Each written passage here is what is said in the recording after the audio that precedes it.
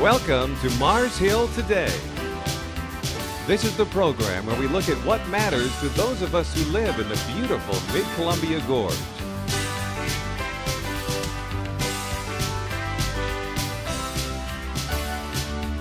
Now, here's your host for Mars Hill Today, Pastor Joe Gonzalez. Hello and welcome to Mars Hill Today. I'm Pastor Joe Gonzalez, and of course, if you've been watching and viewing Mars Hill Today, it's all about the fact that Paul, here in the book of Acts, in Acts 17, you find he's actually in Athens, and he's wanting to communicate the gospel of Jesus Christ, because, I think Paul was that kind of person. Anytime he had an opportunity, he wanted to share the word. And find out that they were very not only very religious, but superstitious, and they gathered together these keen minds, by the way. These were like the leading men of the community, and they were here at this place, the Areopagus, which is basically a place where people come and gather, and it was known as Mars Hill.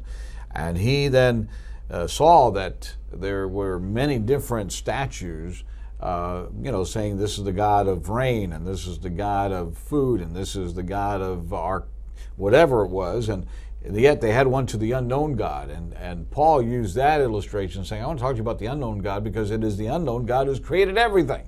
And we need to see that not only did the Gentiles not know about God, but there are so many even believers that don't know about God.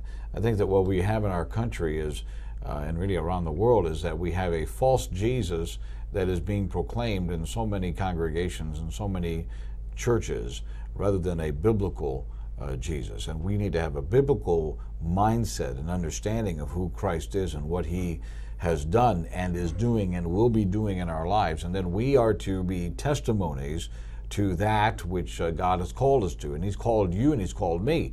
Yes, I'm a pastor, but you are called as well to be able to, A, worship him, honor him, be obedient to him, and then also be able to tell others about the Lord Jesus Christ. It is an old little thing that I, as a pastor, and many pastors have said, let's say that in your church this coming Sunday for service, if you had 200 people there, if you had 100 people, if you had 50 people, it doesn't matter the number, but each one of those persons were to bring one other person next time, it would be just an awesome kind of thing. And that's because you would be ministering. It's not so much about the numbers, it's about the fact that you actually stepped out on faith and actually were able to communicate the fact that you are a believer. And that's one of the things that God wants us to do. And that's why Mars Hill Today is all about an intersection of our faith with the reality of all that we do day by day. And it's a place to exchange ideas and to see men and women who are doing just that they are not holding back, that they are going forward. And they're saying, we want to make the message known. We want to declare it to all those that will listen.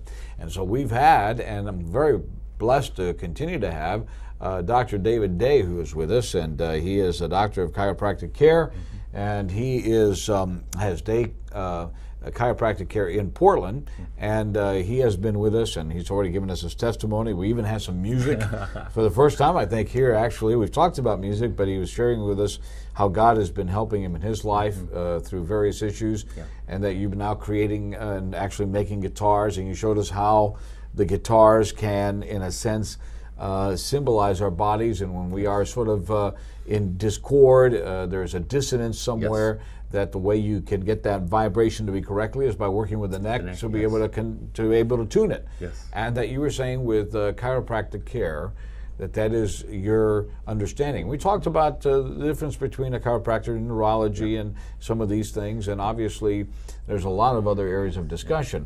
But suffice it to say, one of the things that you have been sharing with me, because as I shared with people that I've been able to go to receive some of your services and help because of an auto accident that I've been involved in.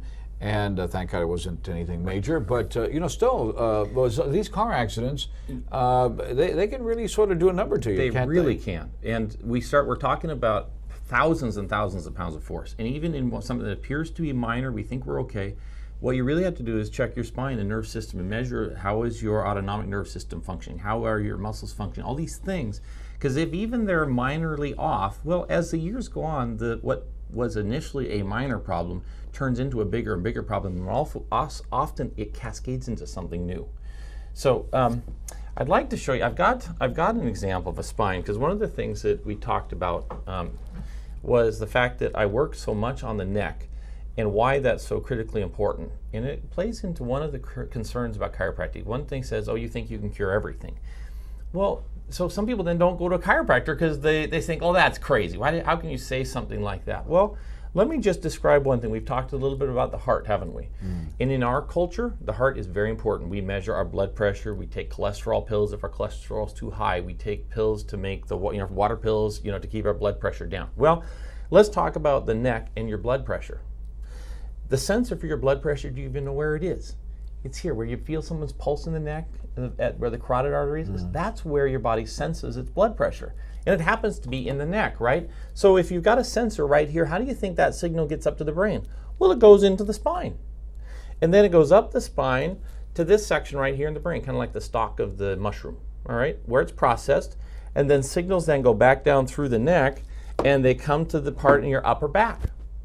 Now, I believe that it's not just a coincidence that so many people who have high blood pressure issues are starting to get astute posture, right? They tend to be a little older and they've got problems in the neck. Maybe they've also got some degeneration starting in their neck.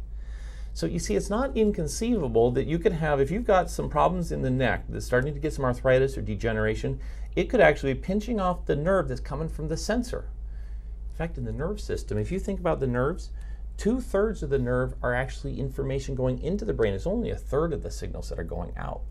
You see, so what if that misalignment chokes off the sensor going up to the brain? And so the message that the brain is getting is confused. It can't tell that your blood pressure is high, so it doesn't know to send a signal down to this area to open up the pipes to let the pressure drop. It has no clue. It's like it's lost the sensor input. Now, have you ever had that conversation with your medical doctor? Now, and the problem is if you bring it up, they'll make you feel like you're crazy because it's not in their protocol, right? And medical doctors don't think from a functional standpoint. They think, well, we've got this pill that will lower your blood pressure, just take the pill. But my question is, wait a minute. If the high blood pressure is telling you that there's a misalignment or something wrong with your nerve system, it's not integrated well, and if you're taking the pill that drops your blood pressure but you don't fix this nerve is going to continue to wither. It won't work right then. You might end up creating a problem. You're going to be completely dependent on these medicines from then on, whereas if you would have gone to a chiropractor instead and got that fixed up, it would have been taken care of. And I can't tell you how many high blood pressure. In fact, I had a gal who was 25 years of age.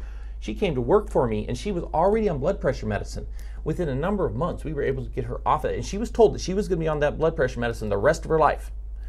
But what we found was it was a problem in her neck, and once I fixed that, then her own body, back to how God designed us, the body was able to regulate its own blood pressure on itself. She didn't need the medicine anymore. You see, so that's where I come to. It's like if the chiropractic doesn't work, we can always take the medicine, right? But if they say you need the medicine, before you take that, why don't you say, well, wait a minute, let me try from a functional neurological standpoint, let me go and have my nerve system assessed and see if there's even something maybe subtle that I don't even know is going wrong inside of me. And if we get everything working out, maybe my body will be able to take care of itself.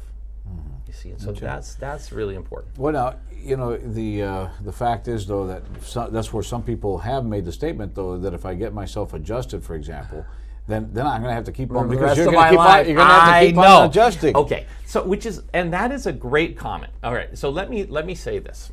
Did you question, once you started brushing your teeth, do you realize once you start brushing your teeth, you have to keep brushing them for the rest of your life? That's what my wife tells me, yes. Yeah. Or if you buy a car, once you put gas in that car, you're going to have to keep putting gas in your car for the rest of your life. That's true. You see, we are saying something and making a criticism that really should not be a criticism. I would contend that if there's something valuable to you, you'd better maintain it for the rest of your life, or if you don't do it, it's going to fall apart in some way.